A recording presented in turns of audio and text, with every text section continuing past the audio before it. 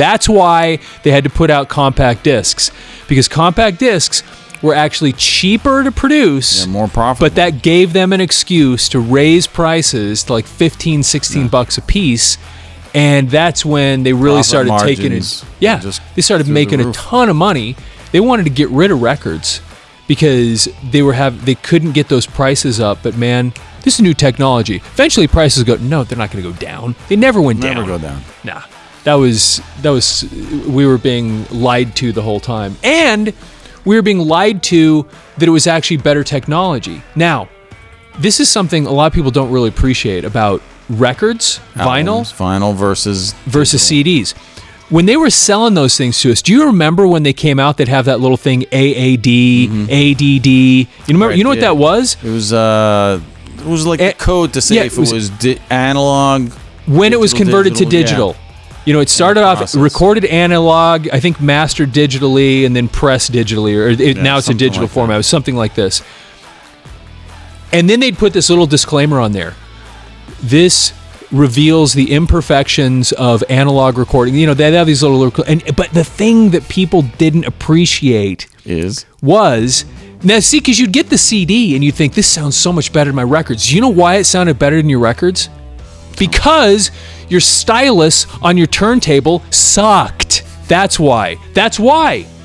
If you spent money on your stylus, like if you So for those that don't know what the stylus is, it's the little, there's a cartridge with the needle on it. Okay. That's the thing. There's electronics in there and there's this needle. Now, if you had your little Sears or JCPenney record player, which I did, or whatever, or just some cheap one that you got, and you had this little $12 needle that you stuck on there, your record's going to sound like crap. And when you get a CD, you're going to go, oh my gosh, I didn't know this music could sound so good. But the thing is, you were just the CD was you were listening to actually the analog recording converted into digital. The record, when you had an album, when you had an LP, it never left the analog realm. Right. It was more closely related to the original tape, the LP was, than your CD was. It was a more pure reproduction of the original tape than your CD was. And that's the thing we were being lied to. But because you could, at that point, you'd go buy a CD player for, when they first came out, you could buy cheap ones for a couple $100. Right. So now you go buy a CD player, you put a CD in, you don't have to mess with the stylus and all this other stuff. The laser takes it. Just instantly sounds phenomenal to you. But the thing is, your record was capable of sounding as good, if not better than the CD, but you didn't have the equipment to do it. That was the problem. Well, this is the problem. It's not a problem, but here is the difference between you and I. Okay. You know that. And I'm thinking, and you were saying, when I listen to this, I see, I give my sarcastic piece. You know that kind of stuff that I don't. The techie. You'll be techie. I'm not going to call you nerd, but I'm going to call it techie side. This is the yin and the yang at work. Because for me, I had, at first, some, you remember it, like Sears and Roebuck. You can get that, the record player that came in the little case that you'd open up and have the speaker built in that was 3 inches big, and then you put the record on it. Yeah, that's not going to sound as good.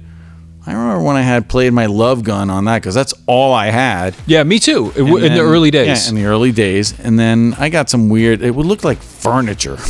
And you opened up the top and it was glossy. It was like shellacked wood, and you opened it up and had these two like 10-inch speakers on the bottom. Had a place where you can slide the albums in, and had this rocking inside.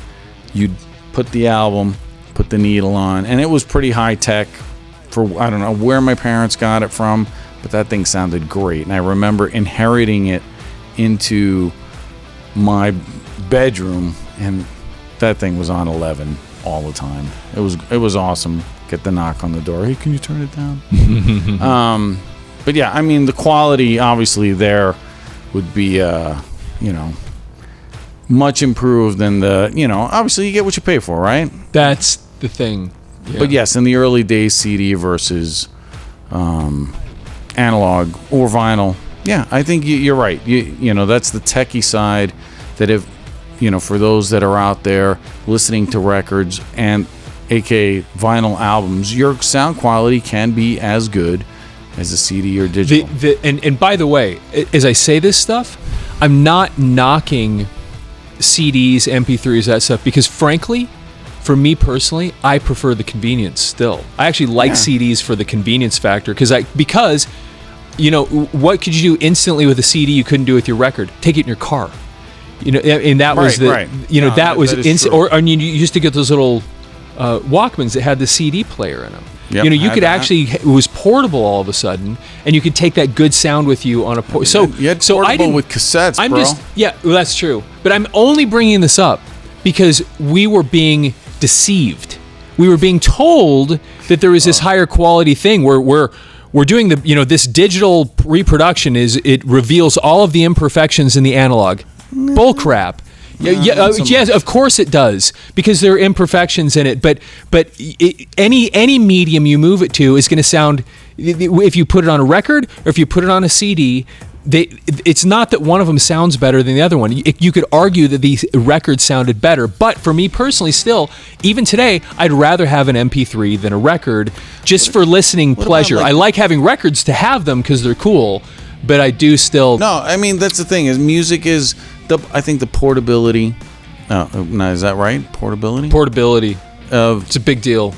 Being able to carry music. I remember getting my first iPod, and I might have, hopefully this isn't redundant. I didn't say this before, but to have your whole volume of all the 4,000 records on one iPod back in the day when those first came out, that was insane. It's super convenient and so nice. And like I said, my whole point was we were being lied to. They wanted to raise prices. They were telling us that this is a superior quality. Yeah, they were telling us it's superior quality, but what the truth is, it cost them a fraction of the cost to produce it, and they could charge us twice as much. And so they're like, "This is so much better." And we bought into it because you're thinking digital. Because we got CD players that all sounded great, and none of us had decent turntables. And so we instantly thought that's higher quality. And it's like, it's actually not higher quality. It's that your equipment sucks. And that was the thing. And so it was easy to convince us that was the case. So thanks for watching this clip from our show. Please hit the like button, subscribe to our channel, and if you enjoyed this video, I bet you know somebody else who would enjoy it too. So share it with them. Go to our channel right now where you can watch full-length episodes. And thanks for stopping by.